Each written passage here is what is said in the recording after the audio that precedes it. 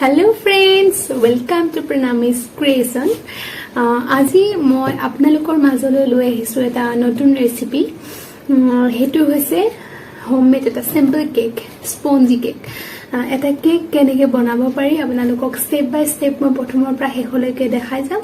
আশা কৰিছো আপোনালোকে ভিডিওটো যেন শেষলৈকে চাই আৰু ভিডিওটো চাই কেনে পালে কমেন্ট বক্সত কমেন্ট কৰিব। ভিডিওটো যদি চাই ভাল পাইছে লাইক কৰিব, শেয়াৰ কৰিব আৰু যিসকলে মোৰ ভিডিওটো নহয় মোৰ চেনেলটো সাবস্ক্ৰাইব কৰা নাই তেওঁলোকে যেন চেনেলটো সাবস্ক্ৰাইব কৰে। আৰু এতিয়া আগবাঢ়িছো ভিডিওটোৰ মাজলৈ। আহকচোন কেনেদৰে এটা স্পঞ্জি কেক বনাব পাৰি অতি সহজতে আপোনালোকক মই দেখাই যাওঁ। কেক বনাবৰ বাবে মই লৈছো এয়া দুটা ডিম, একাপ ময়দা, একাপ চেনি, একাপ গাখীৰ আৰু refine Koko powder, vanilla essence. এতিয়া মই এটা বল লৈ লৈছো। বলটোত মই ডিম দুটা দিছো। তাৰ পাছতে মই দিম ইয়াৰ লগত চেনিখিনি। চেনিটো মই মিক্সিত গ্ৰাইণ্ড কৰি লৈছো। এতিয়া মই এইখিনি ভালদৰে মিক্স কৰিম। ইয়াৰ পাছত কিন্তু মই ব্লেন্ডাৰে ব্লেন্ড কৰিম।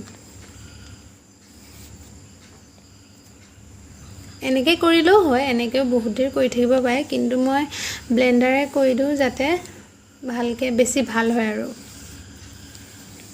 আপোনালোকে হাতেৰেও কৰি থাকিব পাৰে। এইখিনি ব্লেন্ড হৈ গৈছে। এতিয়া মই ইয়াতে দিম একাপ ময়দা। এতিয়া মই এইখিনি ভালদৰে মিক্স কৰিম।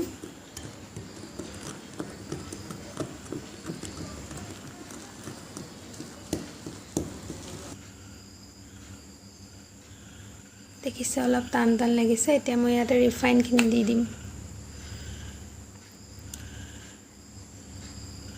কেক বনাওঁতে প্ৰতিটো বস্তু সমান হ'লে ভাল, কিন্তু ৰিফাইনটো মই বেছি একাপ দিয়া নাইকিয়া, তাতকৈ কমকৈ দিছোঁ।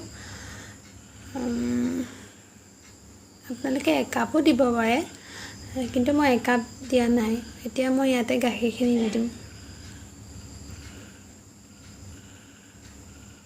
চেনিটো অপচনেল হয় দেই। আপোনালোকে যদি কিছুমান মানুহ চুগাৰ থাকে ন, তেওঁলোকে চেনি খাব নোৱাৰে, তেতিয়া তাত গুড় দিবও পাৰে। তেতিয়া গুড়ে গাখীৰে মিক্স কৰি গৰম কৰি লৈ আকৌ মানে ঠাণ্ডা হ'বলৈ দিব। তাৰ পাছতে সেই গুড়ে গাখীৰে যিটো মিক্স সেইটো ইয়াত দি দিব, তেতিয়া চেনি নিদিয়াকৈও হৈ যায়। সেয়া মই ভালদৰে এতিয়া মিক্স কৰিম। এতিয়া মই ইয়াতে দিছোঁ এচামুচ বেকিং পাউডাৰ, এয়া অকণমান বেকিং সোডা দিছোঁ। এতিয়া মই এইটো ভালদৰে মিক্স কৰিম।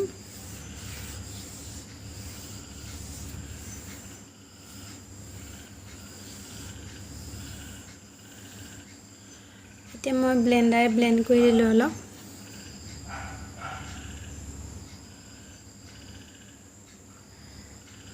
এতিয়া মই এটা বল লৈ লৈছোঁ। তাতে অলপ ৰিফাইন দিম মই তাত এই বলটোত মানে মিশ্ৰণখিনি দিম যে, সেই গতিকে এইটো ভালদৰে তাৰ ৰিফাইনখিনি সানি ল'ম। আৰু এতিয়া মই অকণমান ভেনিলা এসেন্স দিলোঁ। মই ভেনিলা এসেন্স দিব পাহৰি গৈছিলোঁ।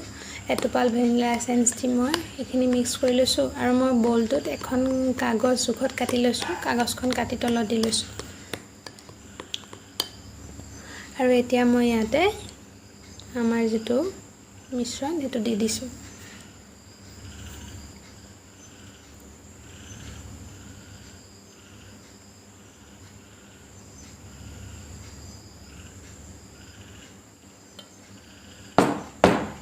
আৰু এতিয়া মই যিটো মিশ্ৰণ বনালোঁ তাৰ দুচামুচমান মই বাতি এটাত থৈ লৈছিলোঁ।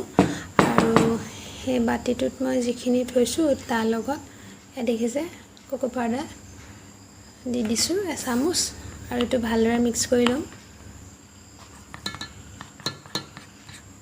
আৰু মই এটা ডিজাইন কৰিম মানে, সেই গতিকে এইটো এনেকৈ লৈছোঁ। এনেকৈ দিলে এনেকৈ দি এয়া দেখিছে মই এইটো কেনেদৰে ডিজাইন কৰিছোঁ।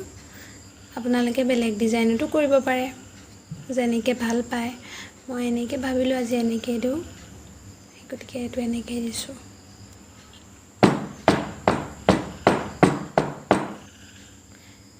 এতিয়া মই অভেনত এইটো দি দিম। গেছতো আপোনালোকে দিব পাৰে।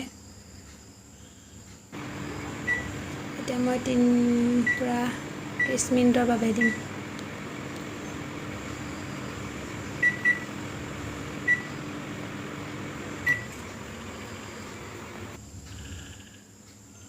আমাৰ কেক ৰেডি। চাওকচোন কিমান ধুনীয়াকৈ ফুলি আহিছে। সেইটো দেখিবলৈ ভাল হৈছে নে বাৰু? আপোনালোকে কমেণ্ট কৰি জনাব কিন্তু কেনেকুৱা হৈছে, আৰু আপোনালোকে ট্ৰাই কৰিব আৰু মোক কমেণ্ট কৰিব।